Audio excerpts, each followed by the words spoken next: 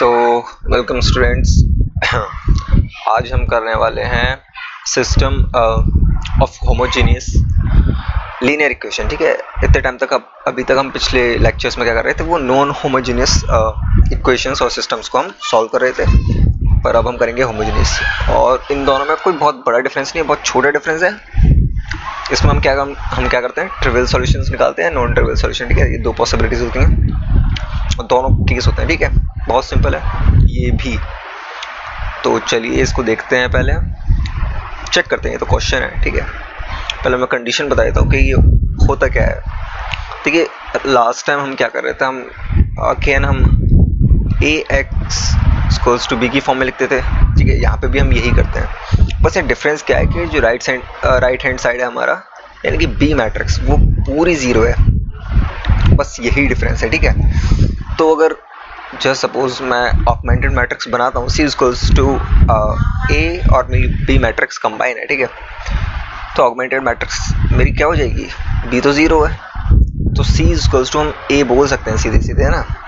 यानी कि सी मैट्रिक्स ही मैट्रिक्स है, यानी कि हमको रैंक किसकी निकालनी है, सीधा सीधा ए मैट्रिक्स की रैंक हमको निकालनी है। सिंपल।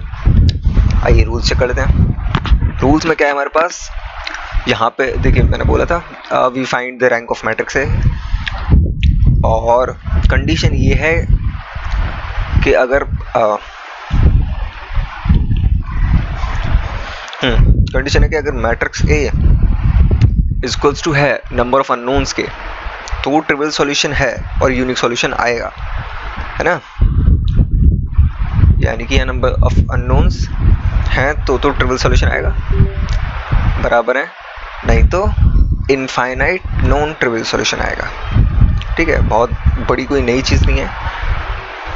छोटे आ रहे हैं, कम आ रहे हैं, यानी कि n आ रहा है बड़ा और रैंक आ रही है कम, तो हमारे क्या होगा, नंबर ऑफ अननोन्स कम आएंगे और इनफाइनाइट नॉन ट्रिवियल सॉल्यूशन होगा।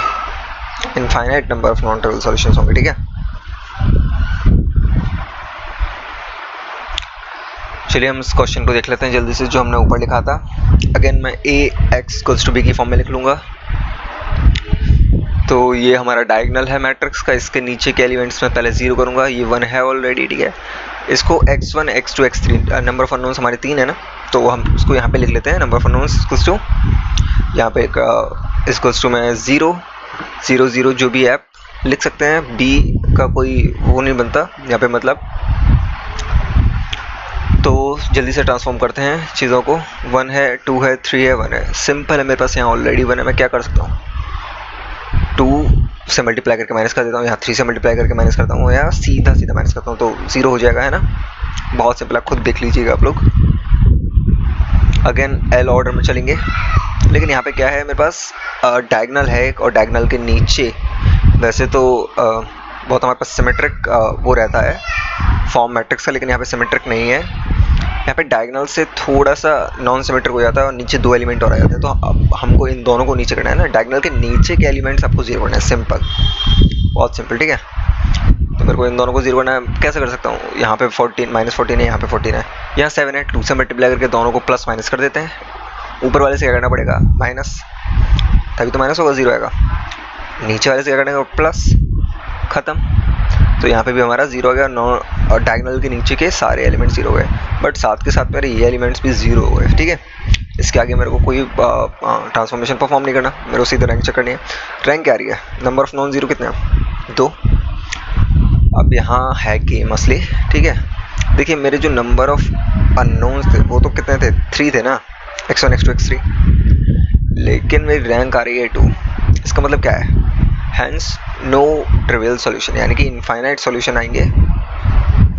ठीक है, number of non trivial solution है वो इनफाइनाइट है, अदरवाइज यूनिक सॉल्यूशन होता। ठीक है, अगर रैंक 3 आती, ये एलिमेंट कैसे भी करके बच जाता, तो रैंक 3 थी, तब हम यूनिक सॉल्यूशन निकाल सकते थे, लेकिन अब नहीं। अब हमारे पास क्या है, infinite number of non trivial solutions, तो हमारा केस भी मैच हो रहा है। देखिए, ठीक है, रैंक ए लेस देन है नंबर ऑफ अननोन्स के।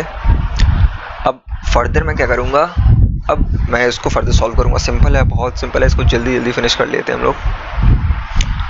देखिए, इसको वापस इसी फॉर्म में लिख लेंगे हम लोग, जो भी हमारे कोफिशिएंट्स हैं उनको एज इट एज उतार देंगे विद साइन, और इक्वल टू में हमारा 0 था ही तो उसको वैसे ही लिख देंगे, ठीक है।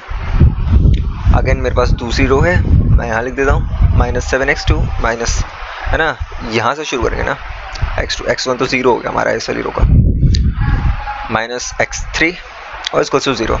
तो इसमें मैं क्या करूँगा, देखो हमारे पास ये ध्यान देने वाली बात है, थोड़ा कॉमन सेंस वाली बात है कि हमारे पास नंबर ऑफ अननोन्स 3 थे, लेकिन यहाँ पे हम x3 को क्या कैसे निकालें, हमको यहाँ पे x3 को या फिर किसी भी और कांस्टेंट को k ऐड करना होगा, ठीक है, कर लेंगे, दो ही इक्वेशन है इस वजह से, और सीधे सीधे वैल्यू निकाल भी नहीं सकते, ठीक है। तो क्या करते हैं, पहले x2 की वैल्यू निकालते हैं, x3 को हम लेट कर लेते हैं, तो -7x2 इक्वल्स टू -k, हमने सीधे सीधे पुट कर दिया ना यहाँ पे, x3 इक्वल्स टू k। तो यहाँ पे जाकर क्या हो गया, k x2 और यहाँ पे आके माइनस का साइन चेंज हो गया, यानी कि k/7, ठीक है। x2 हमारा k/7 आ गया।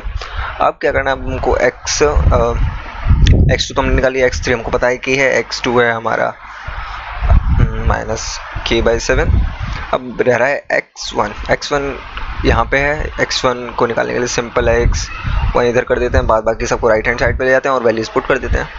राइट हैंड साइड पे जाके ये क्या हो गया, माइनस का 3x2, x2 हमारा क्या था ऑलरेडी, x2 कहाँ गया, ये रहा -k/7, तो माइनस माइनस यहाँ पे जाके k/7, और आगे ये क्या था 2x3 क्या हो जाएगा, इधर प्लस का था इधर जाके माइनस का हो गया, माइनस का 2k, ठीक है।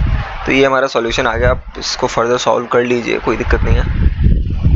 x1 क्या है 7, एलसीएम लेके लगा दीजिए, क्या गया 7 जो 14 k और माइनस यानी कि 7, हाँ यहाँ पे 3 है, 14 माइनस 3 तो माइनस का 11k, ये हमारा आ गया x1। बहुत सिंपल है, देखिए कुछ भी नहीं था इसमें, है ना। सेम हमारा जो हम अब तक नॉन होमोजेनियस कर रहे थे पिछले में, वो हमारे नॉन होमोजेनियस थे, ठीक है। बस क्या था, वहाँ राइट हैंड साइड पे हमारे पास 0 नहीं थे, और हमारी जो रैंक ऑफ मैट्रिक्स थी वो हमको दोनों की निकालनी पड़ती थी, यहाँ सिर्फ और सिर्फ एक ही निकालनी पड़ती है, ठीक है। बहुत आसान है, तब तक के लिए कीप प्रैक्टिसिंग, थैंक यू।